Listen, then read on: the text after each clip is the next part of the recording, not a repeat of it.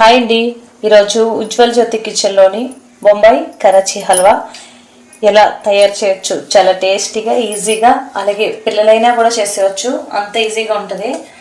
నచ్చితే కనుక లైక్ చేయండి, షేర్ చేయండి, కామెంట్ చేయండి. మా ఛానల్ కనుక కావాలంటే సబ్స్క్రైబ్ చేసుకోండి.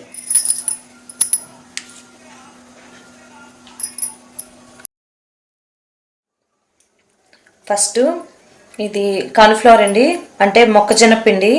ఇది ఒక కప్పు తీసుకోవాలి. ఒక కప్పుకి ఒక కప్పు నీళ్ళు పోసుకోవాలి.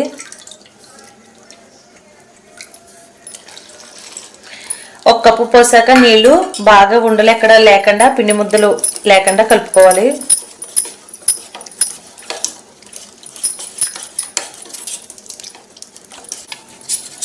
పిండి ముద్దలన్నీ లేకుండా ఇలా కలుపుకున్నాక ఇప్పుడు రెండో కప్పు వాటర్ వేసుకోవాలండి. ఒక కప్పు మొక్కజొన్న పిండికి 2 కప్పులు వాటర్ పడతాయి. ఇలా కలిపేసుకున్నాక స్టవ్ ఆన్ చేసి ప్యాన్ పెట్టుకోండి. ఇక్కడ ఒక కప్పు మొక్కజొన్న పిండికి 2 కప్పుల పంచదార పడుతుంది. 2 కప్పులు పంచదార వేసుకుంటున్నాను. ఇక్కడ నేను 1 కప్పు వాటర్ వేసుకోవాలి. ఇందులో 1 కప్పు వాటర్ వేసుకుంటున్నాను నేను.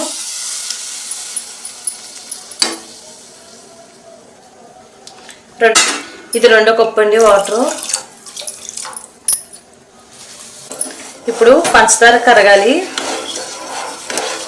ఇది చాలా ఈజీ అండి కరాచీ హల్వా. చిన్నపిల్లలైన పంచదార మనకి కరిగితే సరిపోతుంది. తీగపాకం గట్ట ఏమీ రావాల్సిన అవసరం లేదు. పంచదార పూర్తిగా కరిగి మరిగితే చాలు.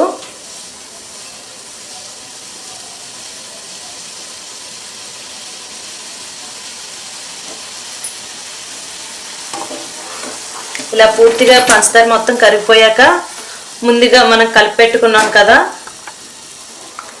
దీన్ని ఒకసారి కలుపుకుని వేసుకోవాలి. లేకపోతే అడుగున పిండి ఉండిపోతుంది, పైన నీళ్ళ కింద తేలిపోతుంది.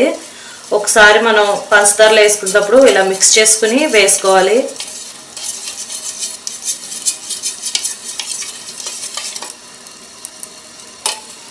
ఇప్పుడు వేసుకుంటే కలుపుకుందాం. కంటిన్యూస్గా కలుపుకుంటూనే ఉండాలి, లేకపోతే ముద్దలు ముద్దలుగా కట్టేస్తాయి.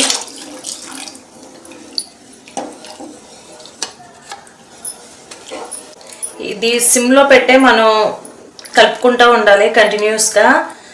హైలో పెట్టకూడదు, సిమ్లోనే జరగాలి ప్రాసెస్ మొత్తం. కాకపోతే కొంచెం టైం పడుతుంది, లేకపోతే పిండి ముద్దల కింద కట్టేస్తుంది మనం సిమ్లో పెట్టి కలుపుకోకపోతే.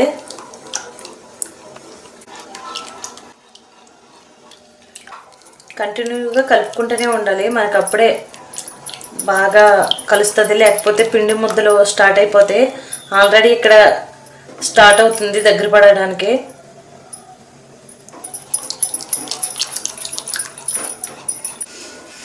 ఇక్కడ దగ్గర పడుతుందండి, థిక్గా అవుతుంది. మనం ఇలాంటప్పుడు బాగా కంటిన్యూగా కలుపుకుంటూ ఉండాలి.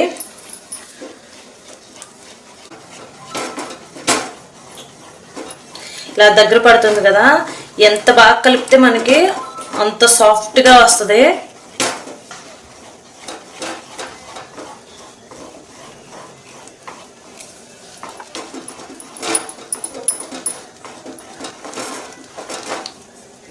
ఇంత సాఫ్ట్గా వచ్చేదాకా కలుపుకోవాలి. ఇప్పుడు ఇందులోని నెయ్యి వేసుకోవాలి. నెయ్యి మనకి 2 స్పూన్లు వేసుకుంటా మళ్ళీ కలుపుకుంటూ ఉండాలి. మళ్ళీ 2 స్పూన్లు వేసుకుంటా కలుపుకుంటూ ఉండాలి.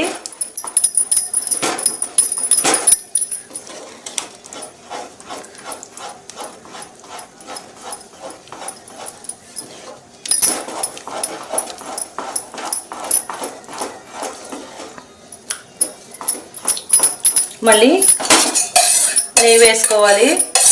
మనకి నెయ్యి పిండిలోని ఒక 1/2 కప్పు పడుతుంది.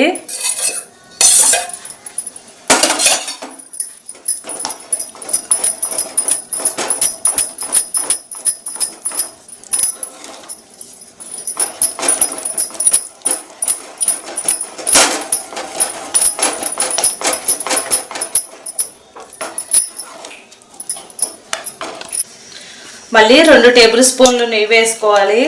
ఇలా కంటిన్యూగా వేసుకుంటూ ఉండాలి. మనకి పిండిలోది 1/2 కప్పు నెయ్యి పడుతుంది. నెయ్యి ఉంటేనే టేస్ట్ బాగుంటుంది. నెయ్యి మీ దగ్గర అంత లేకపోతే 2 స్పూన్లు వేసి కూడా చేసుకోవచ్చు. మీ ఇష్టానికి అనుగుణంగా చేసుకోండి ఏదైనా.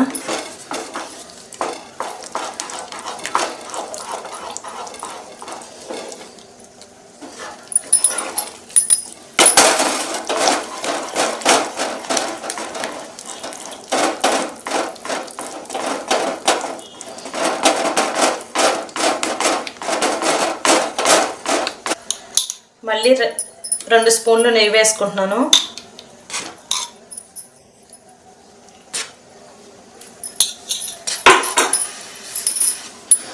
మళ్ళీ కలుపుకుంటూ ఉండాలి.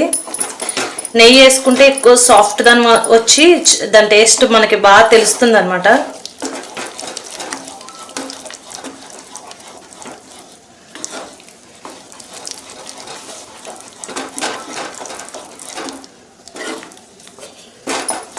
ఇక్కడ నేను ఫుడ్ కలర్ వేస్తున్నాను.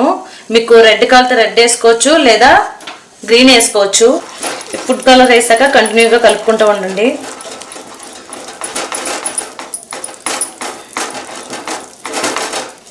ఇందులో కొన్ని జీడిపప్పు ముక్కల్ని, బాదం ముక్కల్ని వేసుకోవాలి. అచ్చంగా మీరు జీడిపప్పు వేసుకున్నా పర్వాలేదు.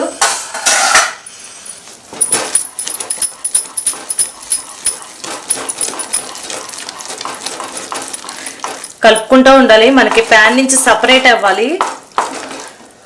హల్వా అనేది సపరేట్ అవుతేనే బాగుంటుంది.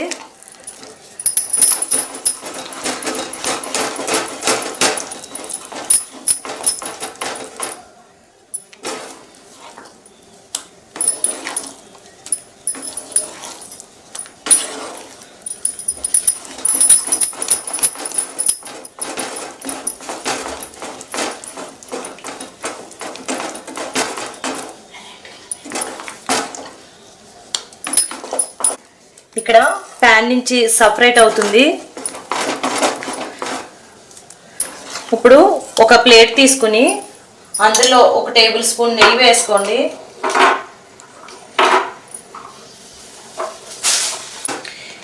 ఇలా ఒక ప్లేట్లోని 1 స్పూన్ నెయ్యి వేసుకుని ఇది మొత్తం అంతా కూడా స్ప్రెడ్ అయ్యేటట్టు పక్కన పెట్టుకోండి. ఇలా నెయ్యి రాసి ప్లేట్కి.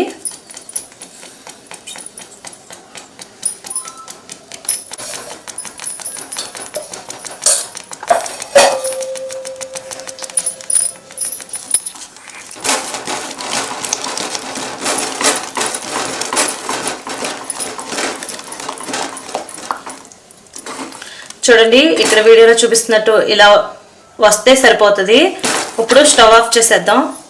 నెయ్యి రాసిన ప్లేట్లోకి మొత్తం అంతా కూడా తీసేసుకోండి.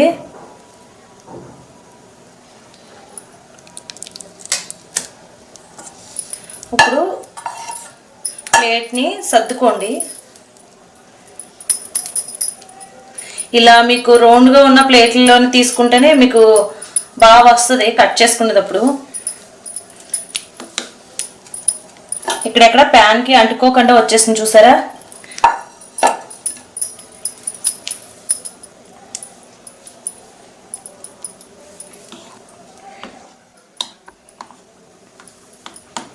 ఇలా మొత్తం అంతా సర్దాక పైన జీడిపప్పు ముక్కలు వేసుకుందాం.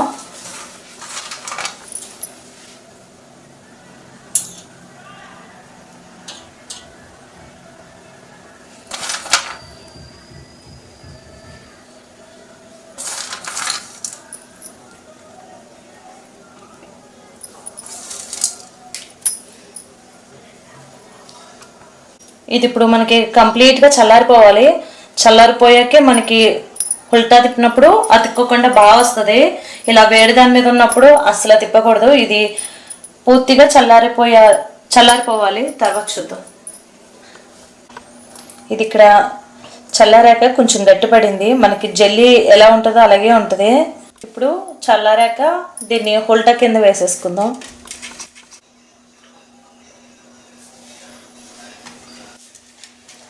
ఇది కలర్ అయితే కనుక మనకి రెడ్ కావాలితే రెడ్ వేసుకోవచ్చు, గ్రీన్ కావాలితే గ్రీన్ వేసుకోవచ్చు, ఎల్లో కావాలితే ఎల్లో వేసుకోవచ్చు.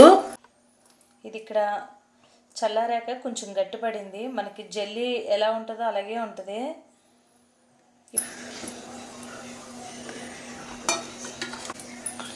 అలాగే మనం ఏ కలర్ వేసుకున్నా టేస్ట్ మాత్రం ఒకలాగానే ఉంటుంది. మనం కలర్ వేసుకోకపోయినా టేస్ట్ అనేది ఒకలాగానే ఉంటుంది. చూసారు కదా ఎంత బాగా వచ్చిందనేది. ఇప్పుడు కట్ చేసుకుందాం.